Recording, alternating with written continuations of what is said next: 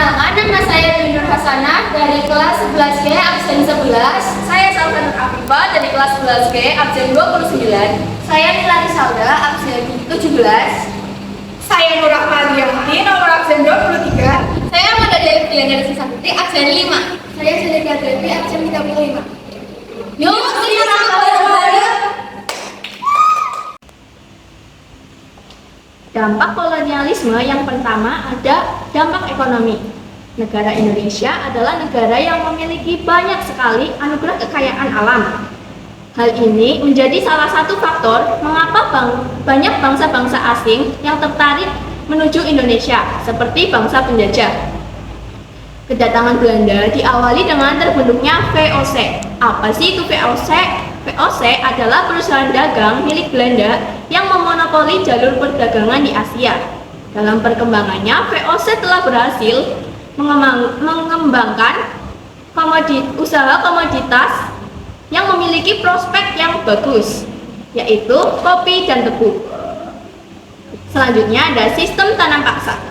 Sistem tanam paksa atau kultur stem cell adalah ide yang dicetuskan oleh Johannes van den Bosch pada tahun 1830. Pada saat itu, Belanda tengah mengalami kesulitan dalam bidang ekonomi. Pada sistem ini, para petani pribumi diwajibkan untuk menanam komoditas sesuai dengan permintaan pemerintah Hindia Belanda di atas tanah milik mereka sendiri. Sistem ini tentu memiliki dampak negatif yang banyak kepada masyarakat pribumi. Dampak negatif yang pertama yaitu terjadinya kemiskinan, yang kedua terjadinya kelaparan dan kematian, yang ketiga lahan pertanian khususnya padi banyak yang mengalami kegagalan panen, yang keempat beban pajak yang berat tentu sangat menyengsarakan rakyat.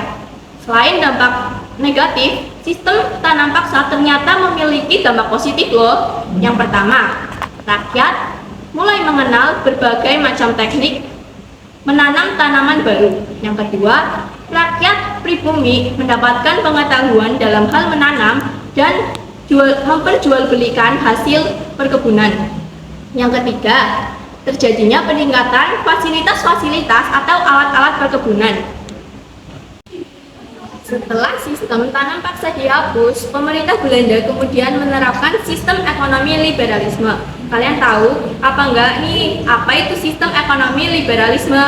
Jadi, sistem ekonomi liberalisme adalah proses pengelolaan ekonomi yang didasarkan atas peran swasta dan mengurangi atau bahkan menghilangkan sama sekali peran negara.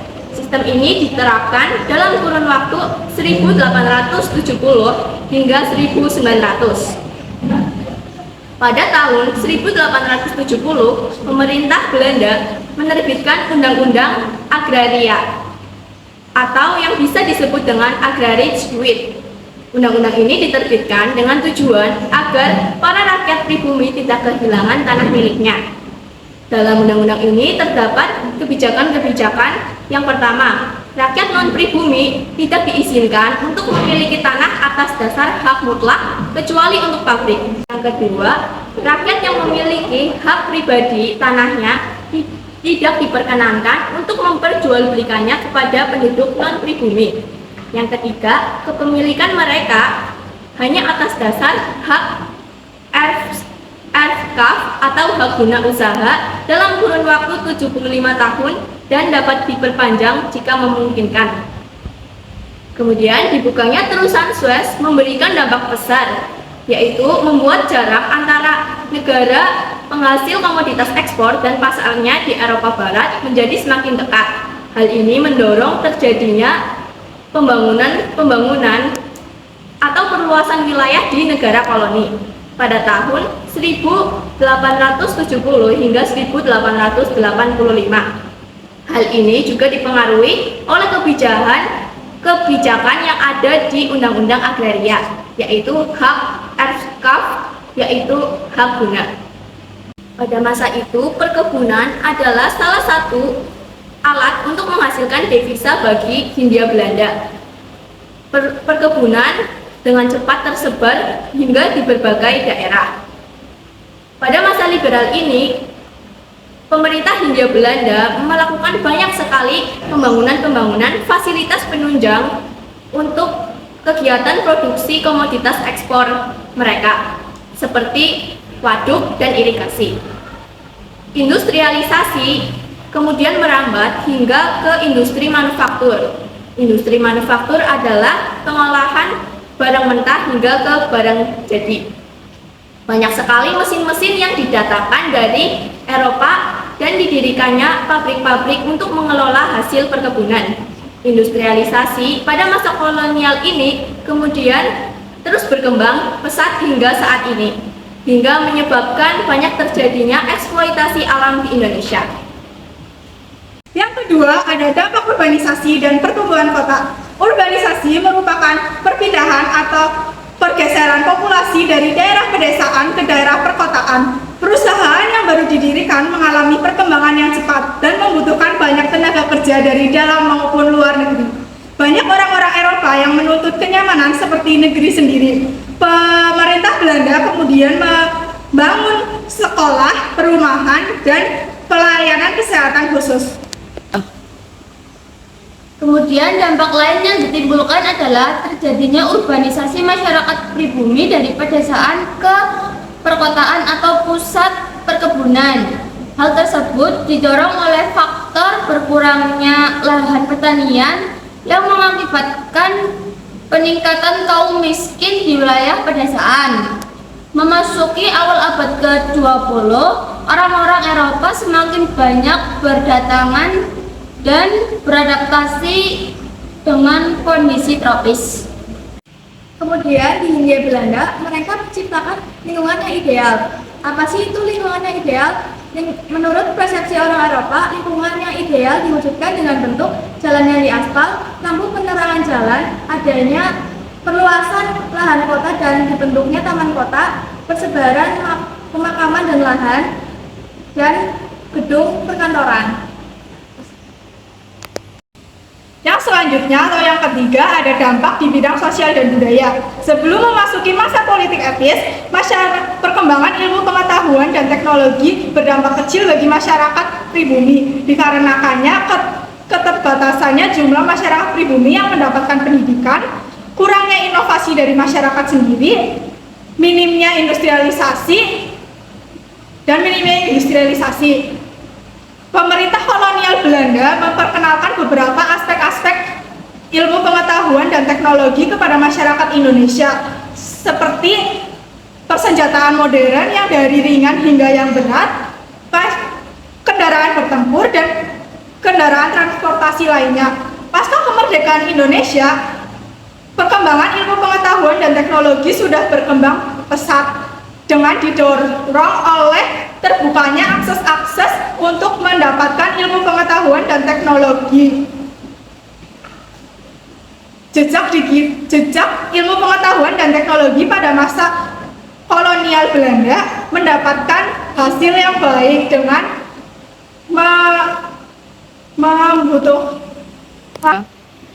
Jejak ilmu pengetahuan dan teknologi pada masa kolonial memudahkan masyarakat Indonesia untuk melakukan aktivitas sehari-hari seperti ditemukannya kapal uap dan kereta api pada abad ke-19. Selain itu, terdapat dampak lainnya, yaitu dengan munculnya penganut agama Katolik dan Kristen Protestan ke Indonesia. Masuknya agama Katolik ke Indonesia dengan disebarkan oleh Franciscus Xaverius dari Portugis pada tahun 1546 sampai 1547 di Maluku, Indonesia. Sedangkan menyebarnya agama Kristen Protestan disebabkan oleh Nederland Zendelingenootschap atau NZG. Tapi apa sih itu NZG? NZG merupakan organisasi yang menyebarkan agama Kristen Protestan berdasarkan Alkitab pada masa pemerintahan Gubernur Jenderal Frans Raffles. Selanjutnya ada poin yang keempat, yaitu adalah kesehatan dan higienitas. Di samping teknologi, pemerintahan kolonial pun mengeluarkan kebijakan dalam bidang kesehatan dan higienitas. Awalnya pelayanan kesehatan kolonial pada awal abad ke-20 memang sangatlah diskriminatif karena hanya sebagian kecil dari masyarakat pribumi yang mendapatkan akses pelayanan kesehatan ini. Ketika bergulirnya politik etis, kira-kira apa sih politik etis itu? Politik etis adalah pemikiran Hindia Belanda yang berjalan selama 4 dekade dari tahun 1901 sampai 1942. Fokus pemerintahan kolonial Belanda berubah dengan bagaimana pelayanan kesehatan kolonial dapat dinikmati oleh masyarakat secara meluas. Apalagi saat itu wabah penyakit yang mulai menyebar seperti malaria, pes, dan kolera. Pemerintah kolonial mengeluarkan kebijakan untuk memfasilitasi pendidikan bagi para tenaga kerja medis, pelatihan bidan dukun bayi, dengan dibentuknya Stovia atau sekolah dokter Jawa dan pendirian sekolah dokter lainnya. Kebijakan itu melahirkan profesi baru di kalangan masyarakat, yaitu dokter Jawa dan mantri kesehatan. Jika dokter Jawa dibentuk melalui pendidikan secara formal, mantri sendiri dibentuk dengan aspek kesehatan lainnya yang menjadi tanggung jawabnya atau sesuai dengan bidang penyakitnya sendiri. Selanjutnya ada dampak yang kelima, yaitu mobilitas sosial. Pada masa kolonial Belanda, mobilitas sosial terjadi begitu cepat. Mobilitas sosial sendiri yaitu perpindahan penduduk dari satu tempat ke tempat yang lainnya. Ada beberapa hal yang menyebabkan percepatan mobilitas sosial di Indonesia. Yang pertama yaitu pembangunan sarana dan jaringan infrastruktur transportasi, yang diantaranya ada pembangunan jalan raya, jalan rel kereta api, dan sarana prasarana pelabuhan. Hal ini bertujuan untuk memindahkan barang dan tenaga kerja dari satu tempat ke tempat lainnya. Yang kedua, dibukanya lahan pertanian dan perkebunan. Hal ini memunculkan kota-kota baru sebagai dampak munculnya perkebunan seperti Batavia, Bandung, Tuban, Sukabumi, Gresik, Semarang, dan yang lainnya. Perkembangan perkebunan di Indonesia menyebabkan munculnya tuntutan untuk pemenuhan tenaga kerja, sehingga pemerintah mendatangkan para pekerja dari daerah ke pusat-pusat perkebunan. Mobilitas sosial terbesar terjadi pada masa kolonial Belanda masa itu. Ada pula beberapa penyebab lain terjadinya mobilisasi rakyat pribumi masa kolonial, yaitu yang pertama, alih fungsi lahan pertanian. Lahan pertanian desa beralih fungsi menjadi lahan perkebunan besar, sehingga para petani juga ikut beralih profesi menjadi buruh. Hal ini mendorong para pekerja berpindah tempat atau meninggalkan desanya dan pergi ke tempat-tempat industri baru yang lebih menjanjikan. Yang kedua, ingin terhindar dari kewajiban. Kewajiban yang dimaksud adalah kewajiban tanam paksa dan kerja paksa, sehingga mereka mencari tempat-tempat atau daerah-daerah di mana tidak memberlakukan kewajiban tersebut. Yang ketiga, kota-kota baru bermunculan. Hal ini mendukung berbagai aktivitas masyarakat yang memungkinkan, seperti berbagai sarana dan prasarana tersedia di kota tersebut, dan membuat masyarakat pergi ke kota-kota untuk memenuhi kebutuhan mereka. Yang keempat, ada pendidikan. Pendidikan membuat banyak orang Indonesia masuk menjadi golongan cendekiawan yang bekerja di kantor milik pemerintah. Namun sayangnya dari para pekerja Indonesia diberikan dengan upah yang sangat murah agar tidak melepaskan para pekerjanya. Para pengusaha mengikat mereka dengan kebijakan Koeli Ordonansi atau peraturan tentang kuli kontrak yang disertai dengan poenale sanksi atau hukuman yang diberikan kepada para pekerja yang tidak mau bekerja dan meninggalkan perkebunan. Apa sih kebijakan Koeli Ordonansi ini? Kebijakan Koeli Ordonansi ini merupakan peraturan kontrak kerja kuli di Sumatera Timur. Peraturan ini awalnya hanya ada di Sumatera Timur yang kemudian berlaku di seluruh wilayah Hindia Belanda. Kebijakan Koeli Ordonansi ini memberi jaminan kepada para majikan jika kemungkinan para pekerjanya melarikan diri sebelum masa kontrak kerjanya itu habis. Di lain pihak bagi para pekerja, kebijakan ini juga melindungi para pekerja dari tindakan sewenang-wenang para majikan. Guna memberikan kekuatan pada kebijakan ini, dimasukkan pula hukuman-hukuman bagi para pelanggar, entah itu baik itu majikan ataupun para pekerja. Tapi pada kenyataannya ancaman hukuman kepada majikan hanya di atas kertas atau jarang atau bahkan tidak pernah dilaksanakan. Dan demikian ancaman hukuman yang diberikan pada para pelanggar hanya berlaku untuk para pekerja perkebunan. Sedangkan untuk poenale sanksi atau hukuman yang diberikan kepada para pekerja yang tidak mau bekerja dan melarikan diri dari perkebunan akan diberikan hukuman pukulan atau kurungan badan. Sekian yang dapat saya sampaikan dari dampak kolonial pada masa penjajahan tentang mobilitas sosial. Kurang lebihnya mohon maaf. Selanjutnya yang keenam, munculnya sentimen rasial terjadi pada masa penjajahan kolonial Belanda.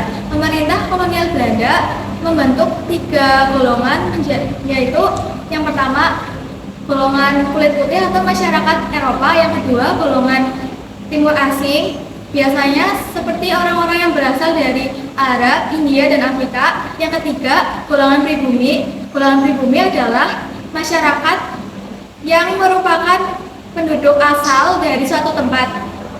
Lalu pada tanggal 13 Juli 1919, orang-orang Indo atau campuran pribumi atas prakarsa Karel Hilsberg membentuk Indo-Euro-Carbon atau EIP.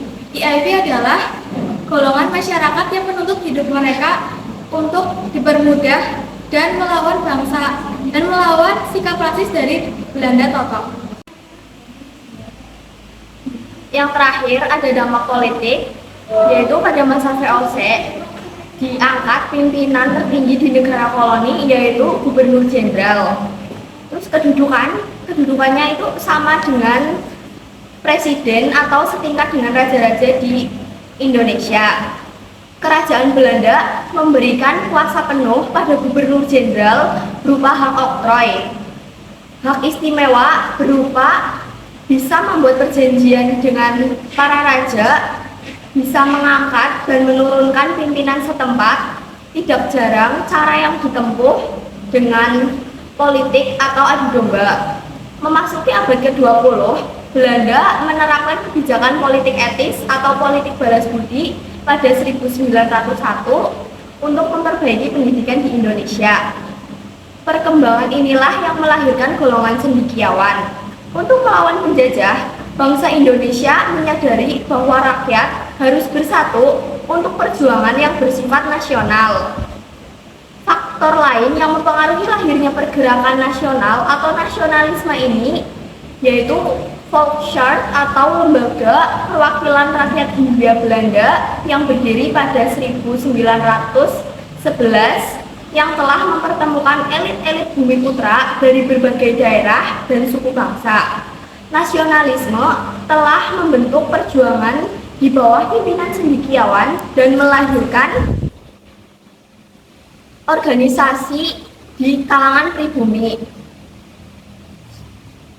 Tidak hanya senjata, pembentukan organisasi juga digunakan untuk perjuangan kemerdekaan dengan metode perundingan.